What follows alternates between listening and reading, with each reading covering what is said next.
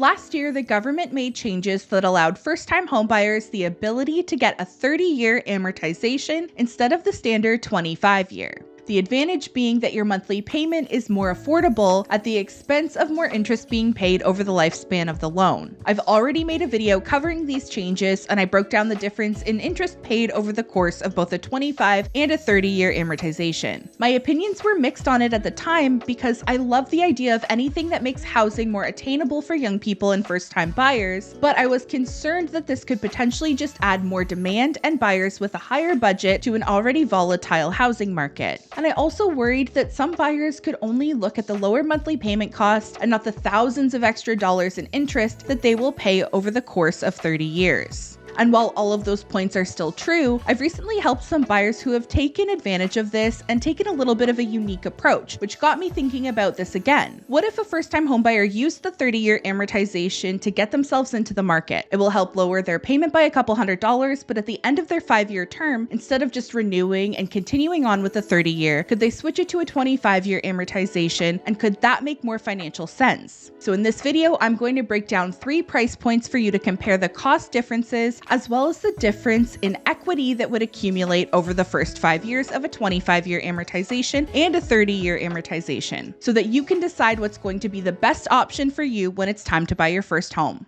I'm also going to give you some options that you can use to help pay your mortgage off faster and save money. My name is Jessie McClellan, and I'm a realtor here in Oshawa, Ontario with the Lisa Abbott team. I make videos to keep you up to date on everything happening in our real estate market, especially in Durham region. If you're thinking about buying or selling a home here in the near future, or if you just like following the market, subscribe to the channel. And if you have any questions about our market or buying your first home here, you can book a call directly with me at a time that works best for you.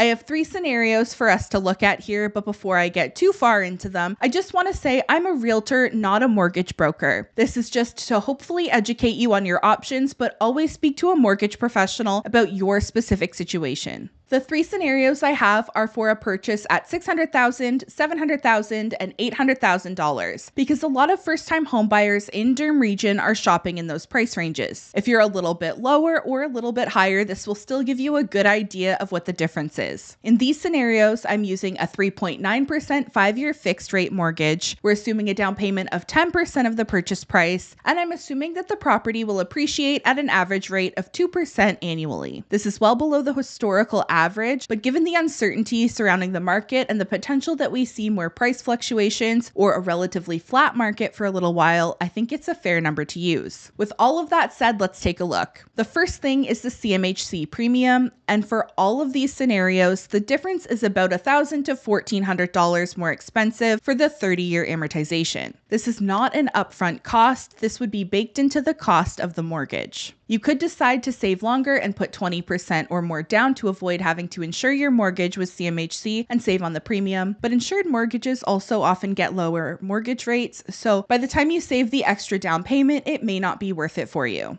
Next is the monthly payment. On a $600,000 mortgage, your payment would be about $2,900 a month on a 25-year amortization, and on a 30-year, it's almost $300 less, and it's just over $2,600 a month. At $700,000, your payment for a 25-year would be just shy of $3,400, while the 30-year would bring the monthly payment down to $3,064. And the cost saving is consistent up to the $800,000 example, with the 30-year being about $370 cheaper each month. This is why it's so tempting for some home buyers. Homes are expensive, so saving $300 plus a month can make a big difference. Or it could allow them to move up to a home that's a better fit for their needs long term, but otherwise would be just outside of reach on a 25-year amortization. I've mentioned before in other videos that your interest paid is a lot higher on a 30-year, but if we're looking at just using the 30-year for the first 5 years of the term and then switching to a 25-year, your difference in interest paid is actually very little. A $600,000 home on a 25-year would pay over $101,000 to interest in the first 5 years, while a 30-year amortization only increases that number to just over $103,000. It's less than a $2,000 difference. And on the other end, an $800,000 home in the first 5 years, there's just over a $2,000 difference in the total interest paid. I'm sure you're looking at this and thinking, wow, that's a lot of interest paid. But it's important to remember that when you look at the money that goes towards interest and your principal over the life of a mortgage, it's very interest heavy at the start of the mortgage. And as time goes on, more and more goes towards the principal. So honestly, looking at the difference in interest, it makes a very compelling case to get a 30-year amortization, get the lower payments for 5 years, and then switch. Where the biggest difference lies, though, is in the equity you build over those first 5 years. At the end of your 5-year term, you would have around $178,000 in equity on the $600,000 purchase and a 25-year amortization. On a 30-year, that equity drops to around $159,000, a difference of almost $19,000.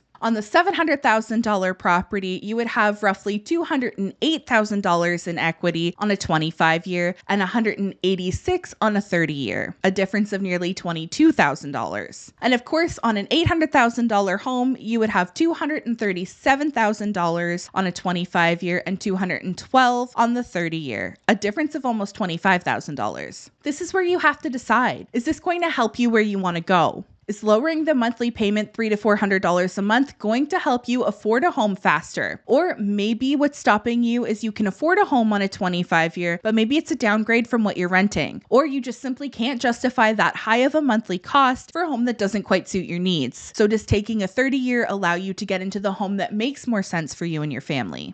The other thing you need to ask yourself is, do you see yourself having the discipline and financial ability to do things like making an extra payment towards the principal or to switching to the 25-year once your term is up? Because it's easy to think so now, but it can be very tempting when your renewal comes in and you realize you could get an even lower monthly payment by just sticking with your 30-year. But as you'll see in a moment, it will definitely cost you more in the long run. The benefit, of course, of the lower monthly payments in a 30-year is that if you came up to your renewal time and maybe you're not in a better financial position, but maybe work has slowed down or some unexpected expenses came up, you might be able to look at renewing for a shorter term to keep the low payments until you get yourself squared away and are in a better position to put money towards the principal or maybe switch to the 25-year. You also may be thinking, if I switch to a 25-year amortization after the 5-year term is up, wouldn't my monthly payment go up? The interest rate at the time will play a large factor, but yes, switching to a 25-year amortization will absolutely increase your monthly payment pretty significantly by about $300 to $400 a month to accommodate the new schedule. And this might work for some people, especially those who are expecting to make more money in the future, like younger buyers who are not at the top of their pay scale. This may be a great option to consider at the time of renewal or if you're refinancing. By switching to a 25-year amortization schedule after the first 5 years, it would mean that you only have 20 years left on your mortgage. This allows you to almost have the best of both worlds. You get in the market sooner and save on your monthly payments for those first 5 years. Then when you switch over to the 25-year schedule, you're back on track to paying a lot less interest. On a $600,000 mortgage with a 25-year amortization, you would pay roughly $306,000 on interest over the life of the mortgage. A 30-year amortization would allow you to have lower payments, but being stretched over another 5 years would mean you would pay over $385,000 in interest. But if we switch to the 25-year schedule after 5 years on a 30, you would only pay $325,000, or about $19,000 more in interest over the life of the mortgage. So if you're someone who's expecting career and income growth, this might be an option to allow you to enter the market sooner or buy that more suitable home and then switch when your income has increased so that you're back on track to save over $60,000 in interest if we're talking about the $600,000 home. However, I also know that an extra $300, $400, $500 a month may not be feasible for a lot of people now or in 5 years from now. But here are some other great options that you could consider to help you save on the total interest paid over the course of your loan. And this is of course applicable for a 25 as well as a 30-year amortization.